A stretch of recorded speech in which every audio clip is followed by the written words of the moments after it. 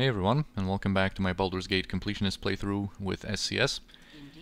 And we're about to encounter Kahrk here. This ridiculous fight in SCS, some regard it as the toughest fight, perhaps, in Baldur's Gate 1 with SCS on, because he's an Ogre-Mage of level 12, and his stats are pretty much insane. He has 19 strength, he has very good Thaco, very good armor class, he has plenty of spells at his disposal, of course with the pre-buffs that SCS gives him. He has 3 base attack per round, and he has access, as the only opponent in this game, I think, to improved haste. So once he casts that, he's going to have 6 attacks per round. And he's just extremely deadly. He has many high-level spells. He starts out improved invisible, and then he has Shadow Door at his disposal, so he can make himself improved invisible again, even if you dispel it. So yeah, tons of protections, tons of dangerous spells, and he himself as kind of a fighter is dangerous. So we're going to do some pretty extensive pre-buffs and have a specific tactic for him. So I think we're going to drink this potion of defense, and let's just start out with like really long-lasting buffs. So we're going to use Remove Fear, and we're going to use Protection from Evil. Senashira can use her Potion of Invulnerability. And Jaheira actually can summon a Nymph.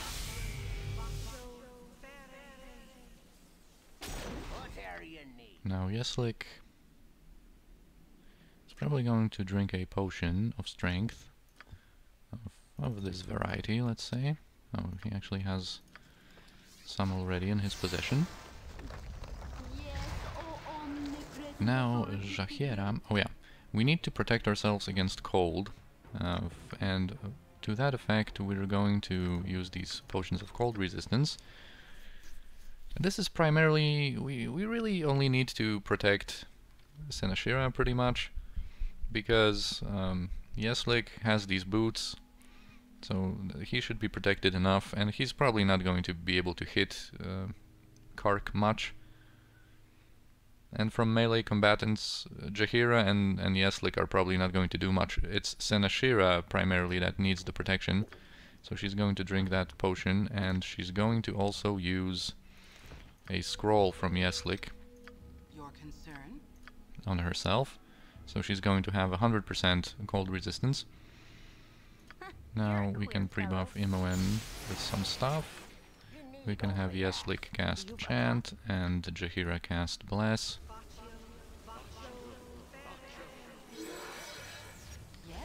Senashira might also pre-buff herself with Drop on Holy Might, which is supposed to have a short cast time, but actually it doesn't. Anyway, we're going to haste ourselves as well.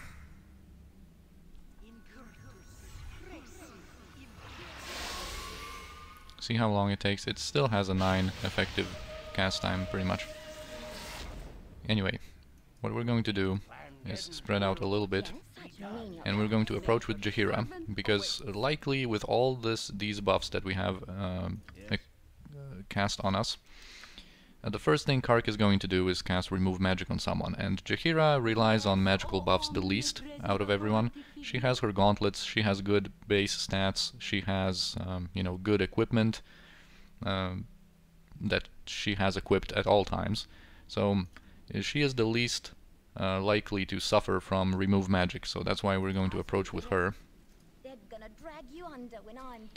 Right, so first we have Karsa here, apparently being driven mad by something, so we can ask what's wrong. And apparently she has this jar with presumably some, you know, the essence of Kahrk, I guess, that just keeps on whispering and whispering and driving her mad.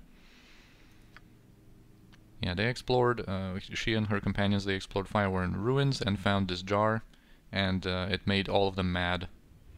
And she's the last one trying to hold on. So we can offer to take the jar and see what we can do with it. But she is already too far gone, pretty much, and she's not going to give us the jar. Yeah, stay away or I say the name. Stay away. We're taking the jar from you whether you like it or not. Because if we let her go, she's just going to leave and this whole encounter is not going to be available to us. Alright, so she says, Kahrk, oh mighty Kahrk. NPC Project little comment here. And here comes Kahrk. I am free at last. Mortals, before you die, know that you have pleased Kahrk, mightiest of the Ogre-Magi. Your deaths shall feed my power, for now I am weak. Well, so I wouldn't really want to face him in Baldur's Gate 1 at his full powers, power level, I guess. But yeah, now we can spread out a little bit, approach a little closer. Okay, the nymph might... by the way, his saving throw versus spell is 2, so our spells are probably not going to work, but we're going to try anyway. So the nymph is going to cast Confusion because it's an AoE spell. We're going to start out with that. And once he casts Remove Magic, as you can see, he has the Fire Shield blue. That's why I buffed up Senashira, because we're not going to be able to dispel that. Anyway, we're going to wait for that Remove Magic. Alright, so it dispelled Jaheira. Now we can approach with Kiranai and cast our trusty Detect Invisibility. I don't really want to approach with too many people because I don't want to incentivize him to cast Chaos or something like that. Alright, now his invisibility is dispelled. So now we stand at a decision here. At a moment where we need to make a decision. We can either Spell Thrust him to get rid of his Minor Globe, but I think it's better to just try and cast different spells on him, because now that his improved invisibility is dispelled, we can cast single target spells at him. And lower level spells wouldn't really do anything to him anyway. I think he has shield, yeah. So we couldn't really use like Magic Missile to reduce the amount of his mirror images. And other lower level spells aren't really that effective. He only has Minor Globe, or does he have Globe of Invulnerability? I think he has Minor Globe. It doesn't say here for some reason, but anyway. We can try this Hold Monster on him, which is a level 5 spell. We can try the Wand of Paralyzation. I think I'm not going to use Spell Thrust, I'm just going to go all out with some higher level spells on him. Jaheira might use the Wand of the Heavens. And Kiranai is going to move away and try to attack from a distance. He saved versus Wand, but that might have been against the... Okay, he's not paralyzed. I'm going to try again with that. Alright, he cast Improved Haste on himself, so now he has 6 attacks. And I am going to approach with Senashira, I think. Because, well, we have to do something about him. We can't wait for a lucky spell, we just have to approach. This Hold Monster actually has a chance of holding him. Like I said, his save versus spell is insane, but it can work on him. And Senashira's armor class is pretty good, so I think she can hold on toe-to-toe with him for a while at least, even with his 6 attacks. We'll see with all of these buffs. This is Senashira. Okay, he's saved versus Wand again. I'm going to keep trying, because this is going to... If one of these lands, we win, basically. Alright, he cast Shadow Door, so he is invisible again. We might use Invisibility Purge, we might be able to do it in time. Okay, let's just remain spread out, guys. Good thing about this one is that you have such an open battlefield here. Come on, Jaheira. Before he gets away. Alright. Now he's casting something else, which is something that worries me.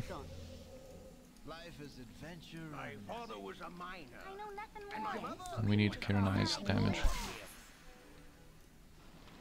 Well, Senashira's electricity damage was able to go through, but that didn't interrupt his spell, and he's casting an enchantment spell. That might be like Chaos on Yeslik or something like that. Seems like his spell was interrupted. And there are some zombies approaching somewhere, because we were able to reach them with our invisibility purge spell, so they are somewhere like outside of our vision, I guess. Yeah, chaos on the Yeslik. Well, okay, Yeslik has pretty good saves, so that didn't work on him. It's pretty nice. So he has a contingency with another stone skin, and also has a minor sequencer with invisibility and mirror image. So as you can see, this is, you know, pretty extensive, and he's going away. I really need to cast this invisibility purge once again.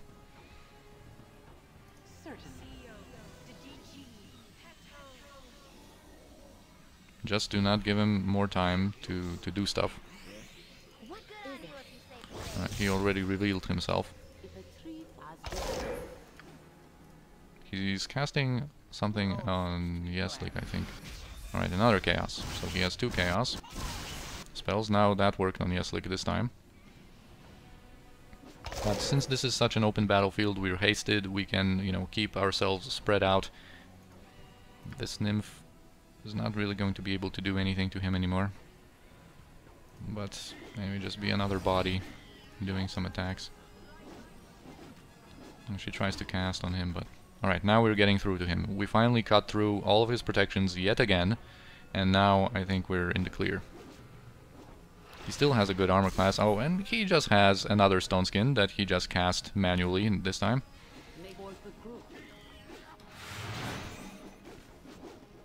And this hold person is not going to work on him because he has minor globe. You should just come and attack in melee, dude. Alright, boom! Senashira delivering the final blow. And our haste just ran out this second. Like, that was the most perfect amount of time that haste lasted for us. Yeah, Yeslik is safe down there. He's not doing anything stupid. And we know that there are some zombies around. We might just pass the time attacking them here. Before... Oh yeah, Yeslik is with us again. That's very nice.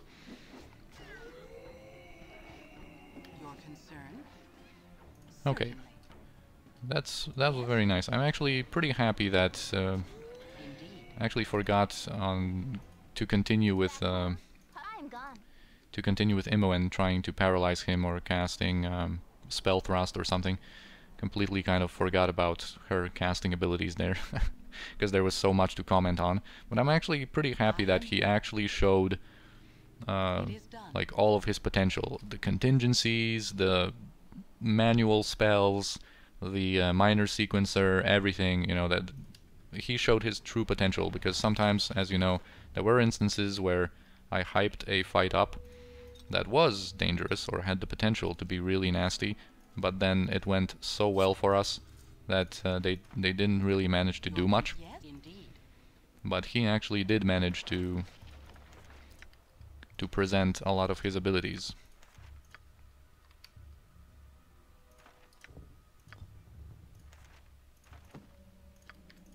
I'm just going to leave those darts +1, like, who cares? Alright, and now we are finally completely done with Firewine Bridge, and now we can proceed on to Durlag's Tower.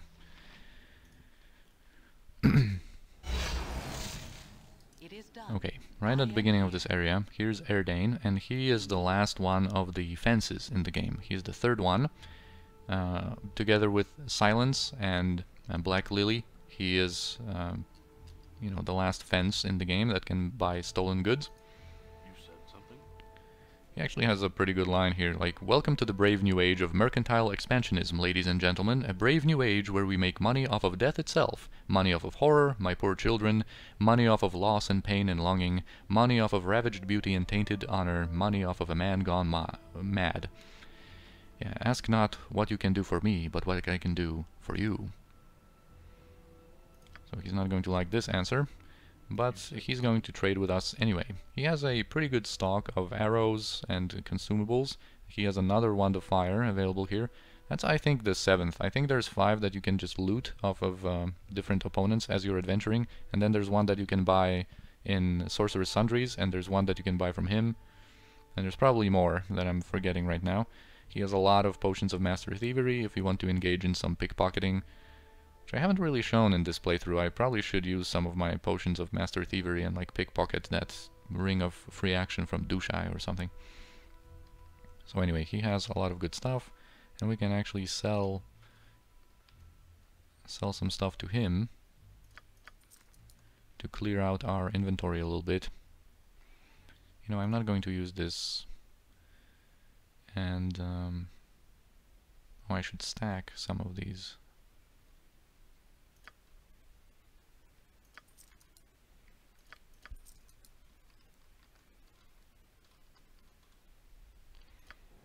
Oh yeah, we still have these belladonna flowers that Durlag gave us. We still have this this werewolf or anti-werewolf amulet. We still have the recipes of Dreadil. We're just going to leave that. And we need to stack those. Yes, like, you don't need that ring. Alright, this is much better now. I think I'm going to rest once here, because we used so many of our spells, especially our invisibility purges. We used all of them, 2 of Jaheira's, and we used our bastard sword, and there is one fight in the upper levels of Durlag's tower that I want to have some invisibility dispels available to me. So I think we're going to rest once. It was successful. And now we can go and explore this area. There's basically just one way to go, through this tiny bridge. I'm just revealing a little bit more of the outer keep. We're going to proceed with some of our heavier armored people, because there's going to be some battle horrors approaching us. So Senashira and Kirinai. You know, Senashira might buff up her armor class a little bit with this shield amulet and join the fray. Basically, they are immune to missile damage, so I can't damage them with my ranged weapons, and I don't really want to approach with Kirinai because I could buff her up, buff her armor class up, but there's just, you know, 2 of these guys here. It's not necessary to buff up her armor class just for these 2 guys. Yeah, we're going to be done with them very soon, which is now, and we can proceed further.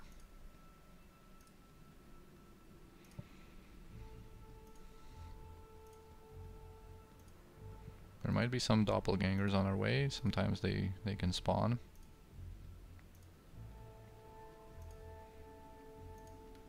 But not this time. There's another exit from this area here that we can use later, once we're done with Durlag's tower. It is done.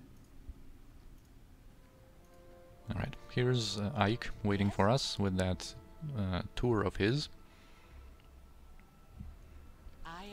We can talk to him. Step right up, step right up. He's going to approach further.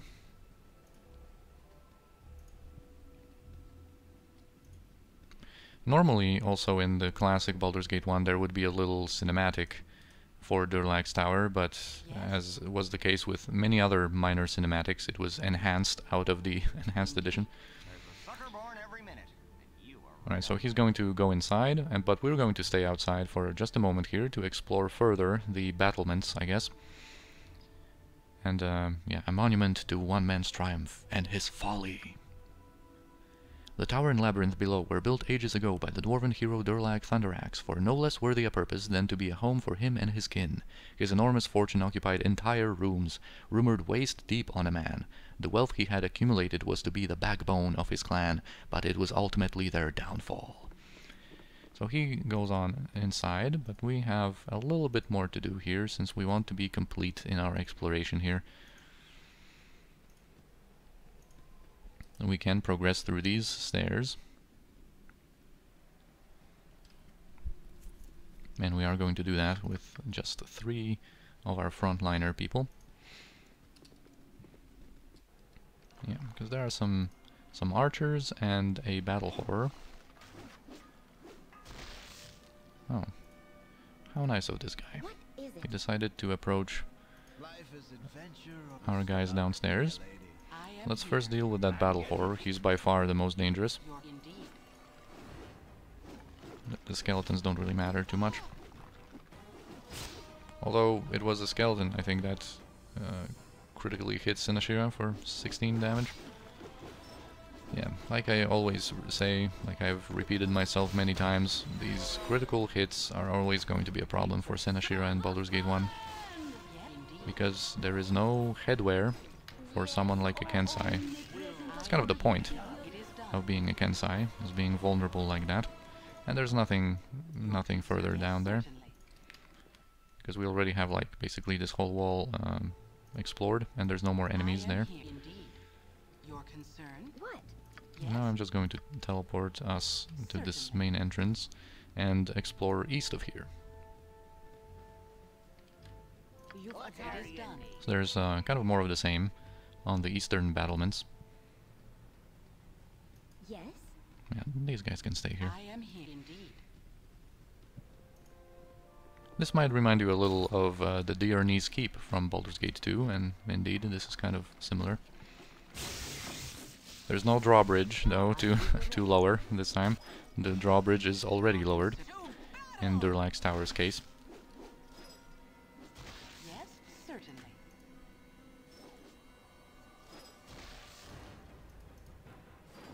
Come on, buddy. Right here I'm going to explore a little bit more. Just to uncover some of these areas. And there might be a lone archer or two, or three. Shouldn't be a problem though for Sinashira. Yeah, I was bringing back up here in the form of Yeslik and Jaheira, but that's unnecessary. Right, and now we're going to be able to just teleport ourselves and enter Durlag's Tower. Now finally we have arrived. And there's going to be a pretty cool event here, because we've hired Ike to be our tour guide. And this is from the NPC Project. Koran is excited to test his skills, because Durlag's Tower is of course famous for being trapped everywhere, and this is indeed going to be the case. There's a lot of traps in Durlag's Tower. Most of them require only around 80 skill in find traps, but some of them, a few particular ones, actually go and require as high as 100 find traps. Anyway, Koran also leveled up before, and he's going to be now level 7 in Fighter, which is very, very nice, because at level 7, of course, he's going to get that that another half of an attack. So now he's at 3 attacks, and now Yeslik is the only one who hasn't reached that level of Fighter, so he's still stuck at 1.5. But he's going to have 2 attacks, of course, once he catches up on experience a little bit. Because Jaheira is level 7 already, Koran level 7 now, and of course our Kensai ladies are also level 7, so we have a round amount of attacks, like 2 or 3, and then of course with haste that brings us up to yet another attack per round. Alright, we can talk to Ike. Step right up, step right up. The stories of his opulence spread across the land, and the most unsavory of creatures sought to make the tower theirs. All of Durlag's kin and friends were replaced by doppelgangers, and he found himself killing the visage of those that he cared most, just to save himself. Who among you could bear that? In the end, he drove them from his now sullen home, and vowed that none would dare the same again. So he's going to have a couple, like a little exposition like that here. You can ask also the other tourists. I have things to do. One not being sitting on me duffer talking to you. Shut up! I only wanted to talk with you a little bit. He's like, wow, this place is immense. Yep. There's a sucker born every minute. Durlag installed magical locks on the entrances to his inner sanctum, requiring ward tokens to pass. No doubt you all have been approached by unscrupulous merchants selling genuine tokens to the tower. Indeed, I myself have several, but they are mere souvenirs for the mantle. There are but a few authentic tokens, and they are rare and expensive. There's a sucker born every minute. Those who passed the wards were confronted with the fruits of the paranoia that consumed Durlag. In this sitting room alone are some of the most fiendish devices of death known to man. Upon the wall hung a picture that, before it was ripped from its frame, caused those that looked upon it to freeze in their tracks for all time. Look with horror upon this hapless soul. He means this skeleton, of course.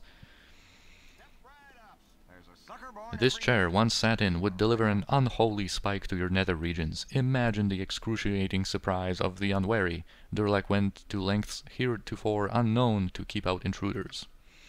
We'll take a small break here before moving on, good people. Please, for your own safety, touch nothing. Touch nothing and no refunds. So this guy didn't listen. Wow. This doesn't happen often. He's supposed to trigger a trap here. And, wow. A column of fire. Basically the... Well, what's it called? Flame strike. Yeah, flame strike is supposed to come down upon him and blow him up. Come on, dude. Oh, you ruined the whole exposition here. He was supposed to blow up, and then when you talk with these guys, they would be like, wow, Francis got blown up to pieces, or whatever. Well, that was very unfortunate. That was very, very unfortunate. That's a pretty funny moment when this guy approaches this trap here. I'm not sure what happened there. But this happens very rarely. Anyway, he wants to sell us a token. This ward token, supposedly. And you don't need that anywhere. There's going to be some of those ward tokens when we descend down into the dungeons, that some of them are useful, but generally we can ask what's his deal here, and he seems to have a pretty genuine, like a good deal to offer. But anyway, let's forget it. It doesn't matter anyway, because of what happens now. So he's now, like, now if you'll excuse me, by the gods, what is that?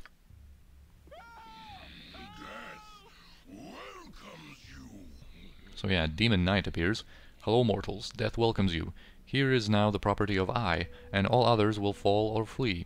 Tour is over and tower is closed. All who enter will perish, all who enter will suffer pain. So speak I, and listen well you will. Tour is over. So he's going to cast a couple of fireballs now, which I am going to avoid. And teleport away. So they all die, except this guy who was supposed to die in that trap. And anyway, whether you pay him for the token or not, you're going to get the token and the money back anyway. So, yeah, not a big deal when it comes to trading with him. This level is pretty plundered. There's no traps here, and there's just very minor, like a few pieces of gold here and there. Most of these containers are empty. And there's not much here, but on the further upper levels, there's going to be some goodies. Yeah, pretty much nothing. Alright, so let's go up to level 2. And here is where some traps start. It is done. And there's going to be some ghasts around, like this dude. Come on, guys. And now there's going to be plenty more traps, primarily on containers, but also on the ground. There's one here. It is done. Yeah, we can get some goodies.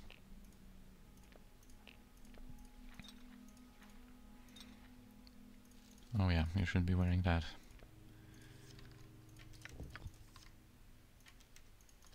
What is your bidding?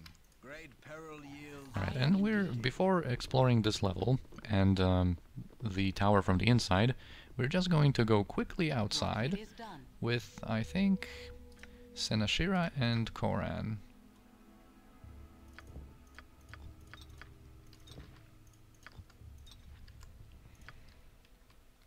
Just those two, I think. Because there's going to be a couple of basilisks outside here, and these are in Durlag's tower, basically are the last basilisks that we're going to encounter. So we're going to protect ourselves with the potions of mirrored eyes. Oh. Detect invisibility, a very nice scroll. There can be some random monsters that sometimes spawn here. But anyway, we want to go even higher up. and defeat some more greater basilisks this time. And I brought Koran over together with Senashira because there's one trapped, kind of a hidden stash. So Koran is going to disarm that for us. And we are at the top of the tower pretty much right now. I am here indeed. So our exploration of the outer kind of regions is now complete. Your consent Alright. is done. The basilisks are done. Yes? Now here's the stash. Certainly.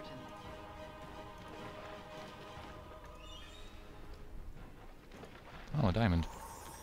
I'm going to take that. Okay, and there's a scimitar Yes, it is done. and 20 acid arrows. So now we can go back. And I think before we proceed and explore the inner chambers of the tower now, I'm going to, well, first I'm going to, okay, the music changed anyway once we changed location to here.